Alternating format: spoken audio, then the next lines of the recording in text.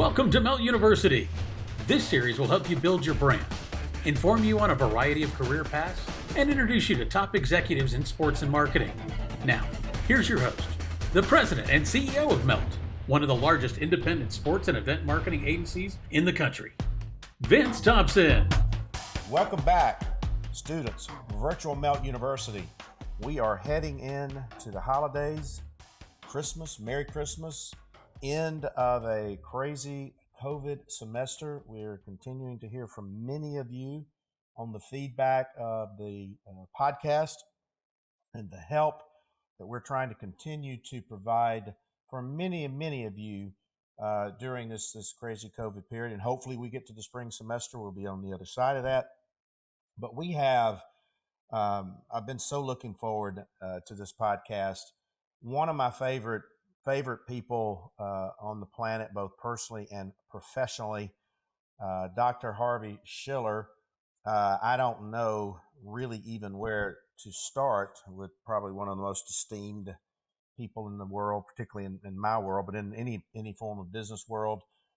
Met him many years ago in Birmingham, Alabama, when he was the commissioner of the Southeastern Conference. I met his great son.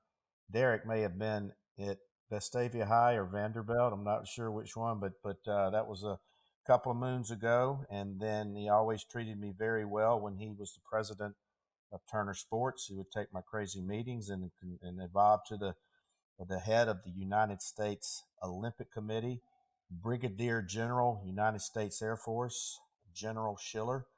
And just one of the most amazing people, that I've interacted with, but also has always just had such a nice commoner's touch, no matter if it was me or Ted Turner or Kings or paupers.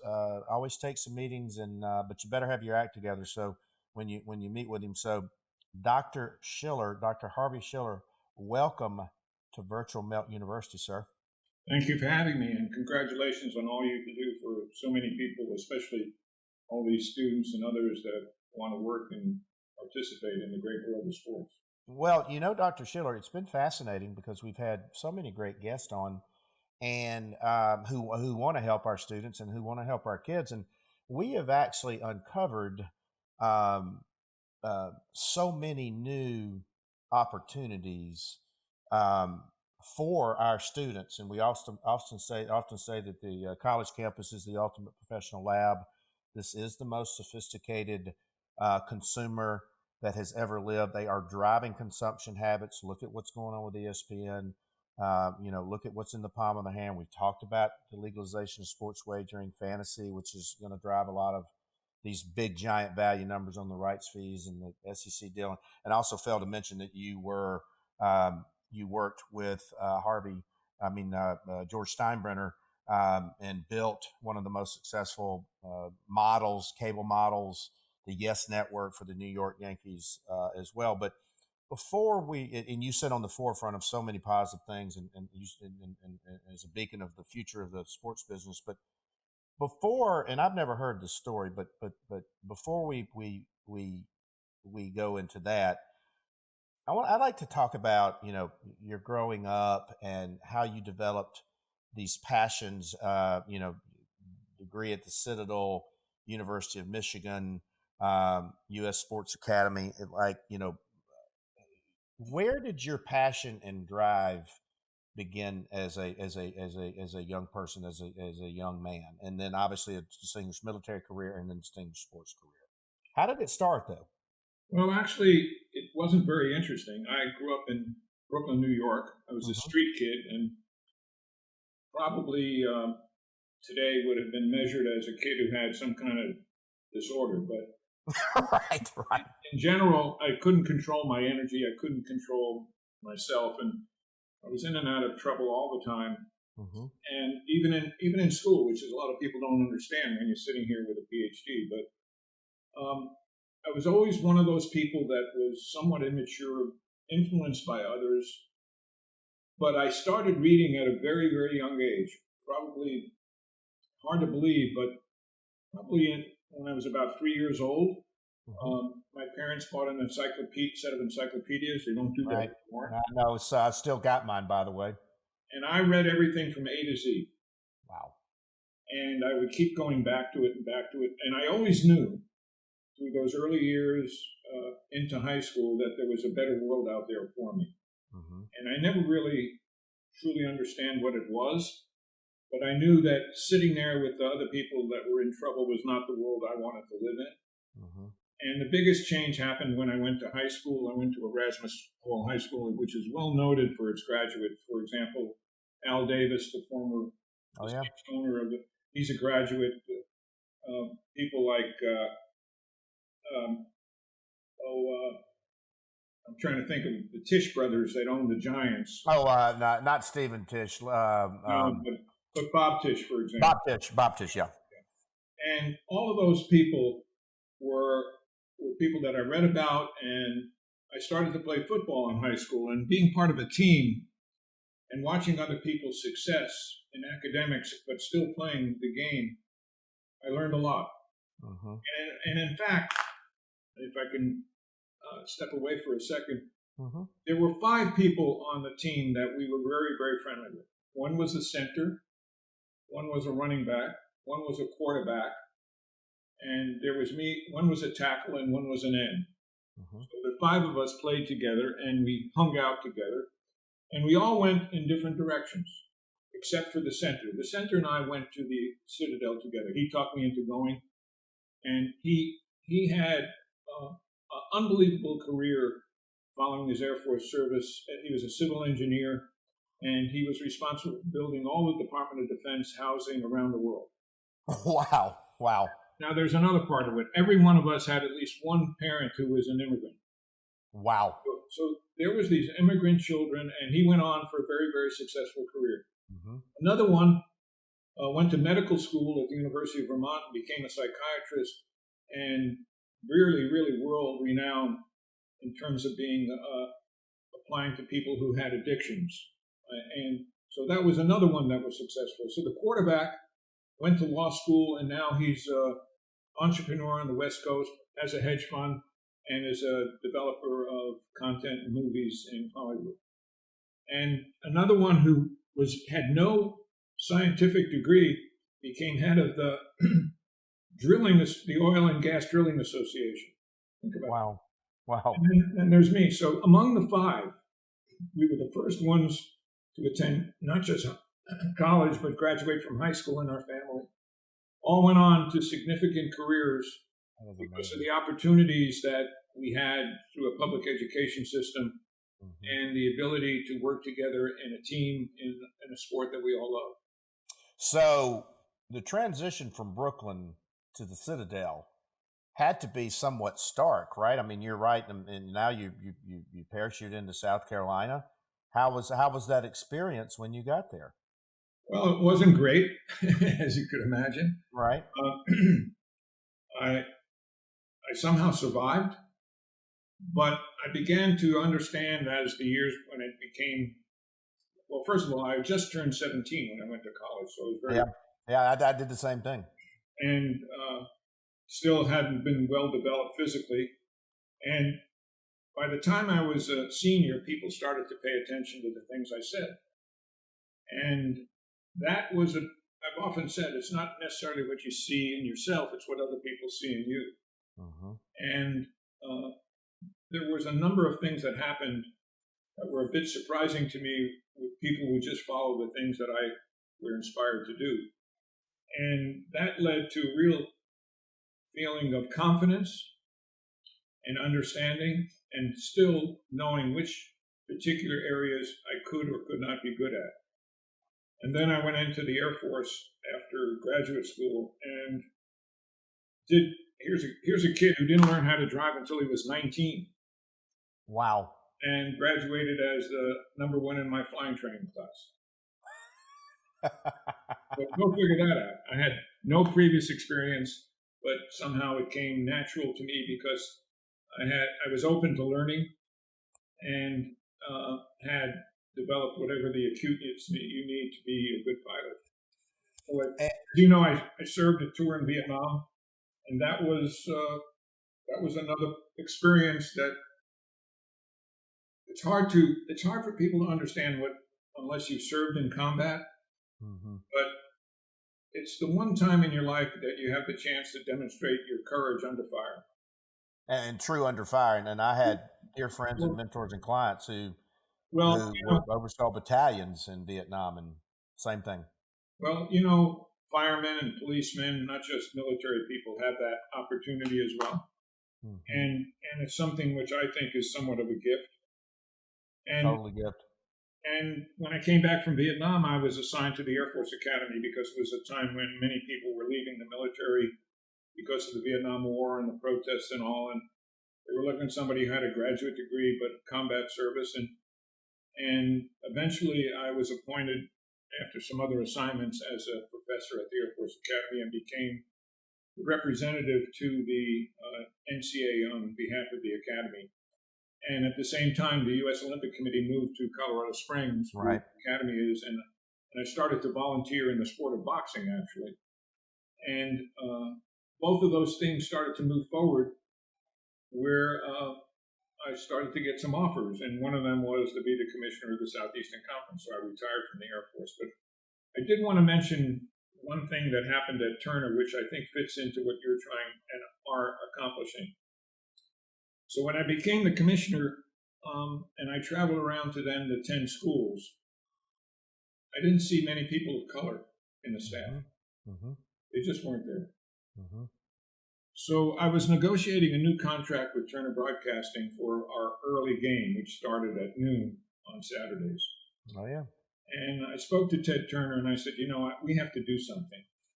He said, what do you mean? I said, I'd like some money in addition to the contract to hire a minority in the SEC office. And I'd like to hire an intern in each of the 10 schools.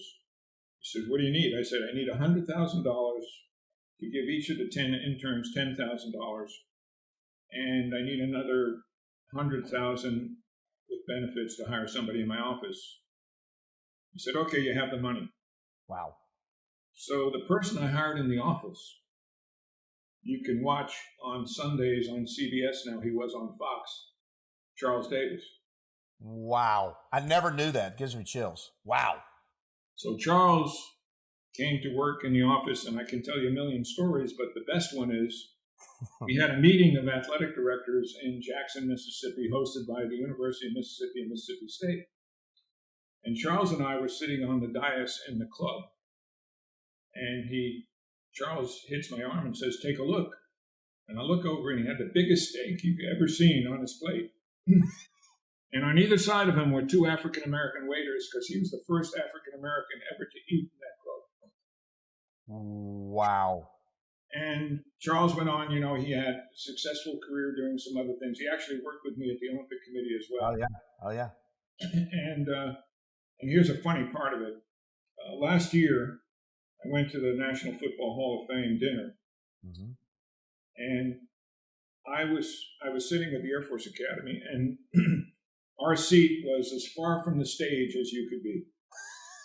And we were almost in the lobby. I mean, we were so far away. I mean, really. But you know who the speaker and the host was? Charles Davis. Charles Davis. So there's the guy that started as an intern in our office, sitting on the stage where I used to sit. And I'm away in the back, and that's exactly the way it's supposed to be for you. I tell you what, that is the. I think I actually was there. It was one of my favorite, nights of the year. But that is such amazing vision, and I'm with you. I stepped on foot of the Auburn campus in 1980. There were no African Americans other than some student athletes, and I was working in the athletic department. I gravitated to them. I understood their plight 40 years ago, and that's why I've been passionate about NIL, and we'll talk about that in a minute. But I did not really realize. So and Dr. Schiller, what we talk to our students about is that your path is going to be your path. So here you are, quote unquote, a street kid in Brooklyn. Then you join a team. You meet friends for life. It gives you purpose. The teammate talks you into going to the Citadel. You have this illustrious, amazing military career. You wind up at Colorado Springs, beginning to volunteer for the United States Olympic Committee. And back at the time, and the boxing was just off the planet. All of those kids loved the Olympic boxing. Then that leads you into the SEC. So you had no idea that you would have an illustrious sports career with some of the greatest people of all time: George Steinbrenner, Ted Turner. I don't remember who you succeeded. Was it Dr. Boyd McWhorter you would have succeeded at the SEC? Yeah, Boyd was a little bit like me because we were both academicians. Right. And then Roy Kramer followed you, right? Roy followed me when I left in 19. Well, that was a contrast in styles, to say the least. And I think each person brings something different to the table. Roy brought a world of experience as a coach and athletic director. Yeah. I had neither one of those in my background. And he was easily accepted by coaches and athletic directors, whereas I was always the guy that they thought was going to get, I'm going to catch them doing something wrong. Right. Yeah, and you can set that mindset. But didn't you have the original vision for the SEC championship? Is that right? Yes. It's a funny story about that, but we started talking about expanding, and the way that happened was somewhat unusual in that there used to be the old Southwest Conference, which had all Texas schools except Arkansas. Mm-hmm. And Frank Broyles was the athletic director, and he was good friends with Doug Dickey, who was then the athletic director at Tennessee, because Doug had worked for Frank. And one day, Doug called me up and said, Frank's coming, would like to come to Birmingham to meet with you because he doesn't want to be the only non-Texas school in the Southwest Conference. He wants to join the SEC. Mm-hmm. And we met in Birmingham. And I said, okay. I went to the presidents and said, we can't just bring in one. We have to think about it. So I sent something out, and we had about 15 schools that wanted to be part of the SEC. And Tulane wanted to come back in. Virginia Tech wanted to be in. Certainly Miami, Florida State, Texas A&M, and Texas. Wow. I really wanted Texas. And, and I worked hard to do it, but what happened was the word got out, and the state legislature said, you can't just bring in Texas, you have to bring in A&M and Texas. Right. This is really funny. At the time, the presidents didn't want A&M. Now A&M is a member of the conference, and Texas isn't. So it shows you how things change over time. But Roy, when I left, Roy was the one who effectively cemented in some of the other schools that joined in since that time. And when getting back to the championship, so Mark Womack was the associate commissioner, and I said, Mark, come to my office for a minute. He said, what do you mean? I said, I'm reading the NCAA rule book, and it says if you have more than 10 schools, you can have a championship. And he says, well, yeah, but that's not meant to. I said, no, it doesn't say that. It says any member institutions where there are more than 10 can have a championship. So let's start a championship. So that was the beginning of it. Wow. And I called the NCAA. Tom Jernstedt was a part of it then. Oh, yeah. And Walter Byers was the executive director. And Walter calls me up and said, that's not meant for you. That's meant for the conferences like the ECAC that have 20 soccer teams or 15 hockey teams, or that's what it's meant for. I said, but Mr. Byers, it doesn't say that. He says, are you going to do it? I said, we're going to do it. And then he said, I don't like that. I said, well, you could pass legislation. And he said, well, it takes 2 years to do that. I said, by that time, we'll have a championship. So that started, that was there are probably a dozen stories, if we have the time, where now they use the word disruption. Right. And Harvey, the guy you're talking to, has been a disruptor his entire life. Well, so talk about your philosophy of disruption, because we talk to our kids a lot about that. Don't be afraid to disrupt. Don't be afraid to take that risk, particularly if you're convicted in what it is, correct? I'll give you another example. So one day they had a meeting of all officials for the NCA, and they were doing it in our office in Birmingham. And they were making the assignments for who would go to what bowl games. And they asked me to come and speak to the group, and I did. So we had all the head of officials from all the conferences. Bobby Gaston was our chief of officials then. And on the board, I didn't see the Rose Bowl. And they said, well, the Rose Bowl is an exception because it's a closed bowl of two conferences. So they still get the right to put officials in other. You're telling me because those two schools are in a bowl game, they now can have 8 officials in other people's bowl games. But we can't be in their bowl game. He said, that's true. That's the way it's been. I said, well, they can't come to our bowl. Wow. What are you talking about? I said, well, we have a deal with the Sugar Bowl. We're not going to allow the Big Ten or the Pac-10 into our bowl. He said, well, that's never happened before. I said, it happened just now.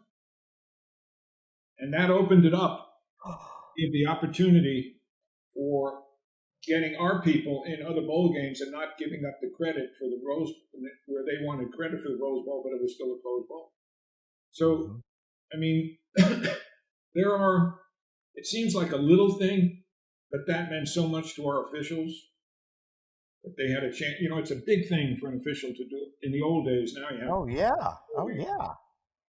But when you only had the Cotton Bowl and the Sugar Bowl and the Orange Bowl, you know, those were things that were a big honor for people to part, as it is for the NCAA basketball tournament for your officials. So the disruptive nature of the thinking, particularly as parochial as college athletics is and the NCAA is, and now you look back at and now the Disney company is going to be pumping about $7 billion into the SEC and all of the other incumbent things that are going to accompany that. Those seeds were planted back in the mid '80s, back when you sort of parachuted in and disrupted and so here's a question. And one reason we love to hear these stories is that we challenge our listeners to go research all of these people. But you've worked for probably arguably 2 of the greatest disruptors of all time. Ted Turner disrupted and created an entire industry, and George Steinbrenner. Give us some cliff notes. Compare the two. What made them so great? Where were they similar? Where were they different? Like, people that get to that level are exceptional people, obviously, for various reasons. They were very, very different people. Ted was more of a dreamer. They both had unique leadership styles. George had quite a temper, which Ted did not have the same.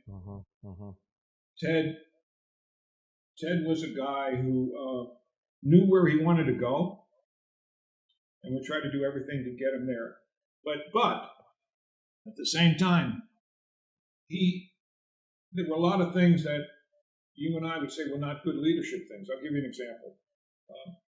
Every so often, there would be a management meeting of all the areas, TBS, TNT, all the leaders of, Turner Classic Movies, CNN, all the 5 CNN networks, CNN Espanol, CNN International, put them all together.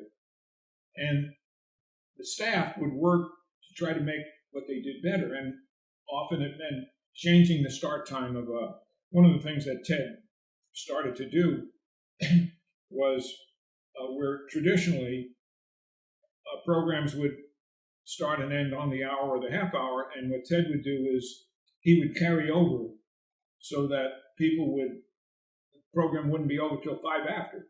Right. Now that's common. Now when you watch an entertainment program on TV, you'll notice they start introducing you to it at 58 and 59 past the hour. Right. But Ted was the original guy of doing that. And then the staff never liked that. They said that we lose advertising and people still change. And so he would go into a meeting and people had to prepare all the data to change. And within 2 or 3 minutes, Ted would shut him up and nothing would change. He just had that vision, right? He had, he always said, on my tombstone, they're going to say I never owned a network. He was a kind of guy that you wanted to be with all the time. Because of his brilliance. But he also he would play the devil's advocate in his mind. So if you presented him something that was a disruption, he would reject it immediately. Really? Immediately. You don't know what the hell you're talking about. And then 2 weeks later, it was his idea. I think I worked for a guy like that one time. So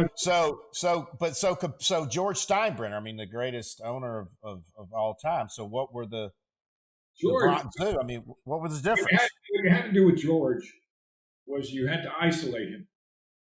In other words, for him, it was show and tell. If you were around other people, he would act differently than he would when there was just the two of you.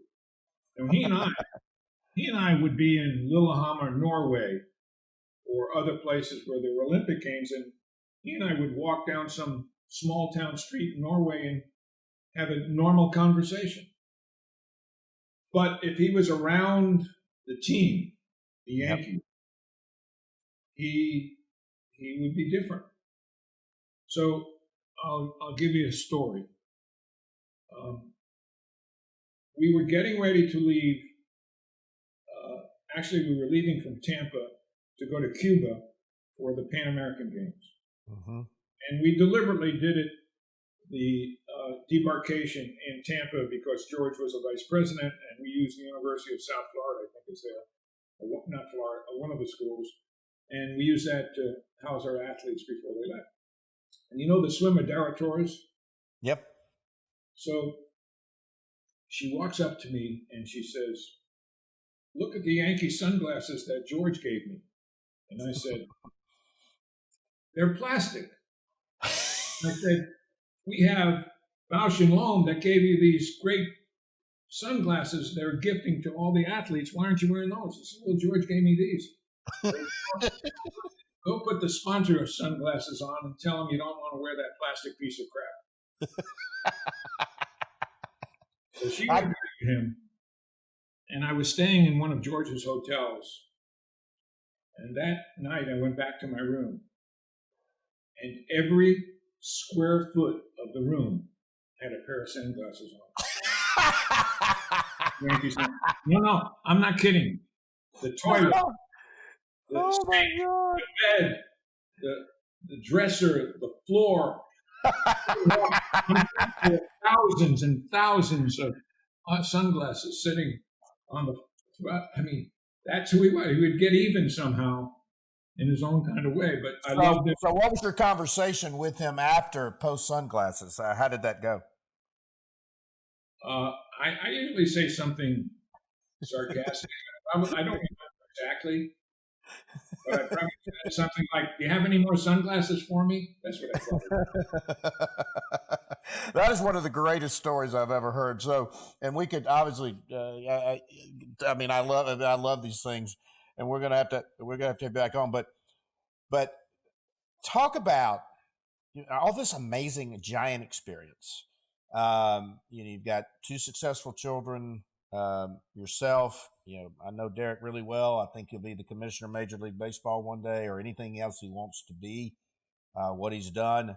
But from where you sit, chairman of Charles Towns Holdings, like I said, you started networks, you worked with the greatest entrepreneurs of all time. You're chairman of Sports Grid and Collegiate Sports Management Group. And coupled with what's going on with the cord cutting, this generation of kids and consumers and wagering and fantasy and pandemic and impact on viewership and all that. But I always believe in chaos, there's opportunity if you're willing to immerse yourself in that chaos. Where and what do you see are going to be future career opportunities for this generation of students in the world and business of sports? Where and what are they? Well, it's interesting what you say because there is a scientific term called entropy, which is a measure of the disorder of the universe. So explain that a little bit. Well, it's one of the thermodynamic functions, and what it basically says is that above absolute zero, things move to get away from each other. So a simple example is you eat some complex food, whatever it is, take anything, a steak, a loaf of bread, and your body breaks it down into components, and then you expel it, in different ways, because that's a driving force of nature, is to take something that's structured and break it down into simple. Look, for you and me to be on this call, we both had to exercise energy to bring us together. Yes, which is counter to where we were. So entropy says you really shouldn't be on the phone with Vince. You should be separated from him because that's the natural order of things. But you're going to use up a certain amount of energy. You could drive your car, you could walk, whatever it is, whether it's potential or kinetic or heat, whatever it is to bring us together. So, in the summer, we see leafy things, everything is green. And then when energy changes and it's not the binding force of the leaves, what happens? They separate from the branch and they blow away. So entropy is a measure of disorder, which is a driving force. And it's a good point for you to make up, because what young people have to understand is their job is to be counter to that chaotic feeling and to try to bring people and things together under one kind of thing. So especially now in a pandemic, if you're selling a sponsorship, and you know this better than anybody, you don't have fans in the seats and people are at home. So you have to find other ways of getting that sponsor to that individual, the demographic you're looking for, whether it's age, 18 to 34, older, younger, whatever it is. So if you're selling cars, how do you get that information to someone? You depend upon typically media or the new digital world, but you're somewhat limited. So the smart people going forward will be the ones that find the consumer, that find the client, that find the person. How do you find the people that are on this call and market to them? And here's the other part about it. We're moving more and more to an urban environment. In spite of people saying that New York is changing, most people live in a city. And sports tend to move themselves in cities to more of a professional than they do to the other side. So those people who can understand how things happen in an urban environment and how they can bring not just sponsors, but other things. I was reading the other day that CBS has offered in its new football contract to start a children's program for the NFL. I saw that. Well, why didn't anyone else do that years ago? It's unbelievable. I was like, aren't some of the greatest ideas the most obvious ones that we just know? Harvey did. When we were negotiating the NFL contract when I was at Turner, we told him we'd give him time on the Cartoon Network. I remember that. What did they say? All they cared about was the money. That's all they cared about. And sometimes things stay. The more they change, the more they stay the same, right? Yeah, that's right. It was just about, don't tell us if you can pay more than someone else, we'll give it to you. and then we'll be critical about doing it. But there is, in addition to the intern program we did when I was at the SEC, we did a similar program at the Olympic Committee. Right. And many of the people from those different programs, the SEC and others, have gone on to be really not just Charles Davis, but Jenny Storms was an intern at the Olympic Committee. She's head of yeah. Big fan. So, for my 80th birthday, my son Derek had a dinner for me in Atlanta, and he invited people that I had been mean to in my career. So one of the people was Greg Hughes. Oh yeah. Now Greg was at Turner, but he's now the head of PR Yeah. for NBC University. Big player. Big player. So when he was at Turner, he reminded me that I was walking down the hall and he was interviewing someone for the job to work with him in PR, and he yelled out that I should come into his office because the woman he was interviewing had an undergraduate degree in chemistry. So I walked in the office and I asked her a few chemistry questions, and she couldn't answer them. Oh, wow. I asked her for a resume, and I crossed out her undergraduate degree and gave it back to her. Oh, that sounds like something I might do, Dr. Schiller. Well, that's why we're the same. Right. We're not going to tolerate a lot of BS. Nope. And we don't suffer fools. Nope. And, we are who we are. And not everybody's going to like us. Right. And neither you nor I ever get hired or contracted with when things are okay. Spot on. So that goes to, if you want to hire a manager of a J.C. Penney store, they're not going to hire you or me. Right. Because we don't manage, we grow things, and we are somewhat disruptive in what we do, but people give us what's broken and ask us to fix it. Right. And this is one thing that I do tell our students, particularly this younger generation, is that don't run away from your authenticity, because you're going to attract the likes, you're going to attract people that have similar value systems. And if you attract those people with similar value systems, you're going to accomplish and achieve so much that if you're with people, and some of my worst deals and worst experiences professionally have been people who ran counter to my value system. And I knew it going in on the deal, but I said, sometimes you see some shiny object you want to pursue. And speaking of shiny objects, and I can't wait to hear this take, this giant movement of name, image, and likeness, student athletes, all of our students are surrounded by these student athletes on college campuses. And it's coming like a freight train in one form or another, or many forms, all the way to the Supreme Court. What is your take on this, given the purchase that you have and or occupy now, and who's going to be the big winners in this? Well, I think there's always a place for somebody who's super special in what they do. And it could be a collegiate athlete, it could be an actor, it could be a scientist. It just depends. They draw attention because but look, there are people who are influencers in the world we live in the digital world, because they offer something specifically to people that are interested in it. The Kardashian, not the best at what they do, but they're so popular. Two things succeed in life. One is when it's the best, and two is when it's popular. And popularity always trumps, I hate to use that word, but always trumps what's the best. Some of the best television is on public broadcasting, but it's not popular. Right. So Kardashians are not the best. They're not great at anything except they're popular. I still can't figure out the phenomenon, but you're right. So to answer your questions, which I'm not sure anyone can, things that are popular will be successful.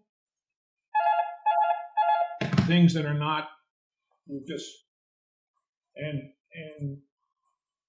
I apologize, but I'm going to have to leave the call in a little bit. Yeah. We'll wrap it up, but do you think it's going to create a tremendous future and even revenue opportunities? And I'm passionate about it because I love what it's going to do to help the non-revenue people. I think it will do an unbelievable amount of revenue for the people, the schools, and programs that need it. Mm-hmm. Well, listen, we know you have to run. We could sit here all day with you. That's why I told my listeners and our students that I've been so looking forward to having the time with the GOAT. The great one, Dr. Schiller, so amazing, decorated military career, United States Olympic Committee, Ted Turner, Southeastern Conference, George Steinbrenner, the Yes Network, great words of wisdom. Dr. Schiller, we're honored for your time today, and we really appreciate it. I thank you for your friendship, and we hope you and your family have a safe and Merry Christmas. Dr. Harvey Schiller joining the students of Virtual Melt University today. Thank you for having me, and congratulations on all you do for these people. Thank you, sir. It's an honor, and we will catch up soon on our other stuff. Thank you. Thanks, Vince. Hope you enjoyed today's virtual class. We'll be back soon with another edition of Melt University 2020.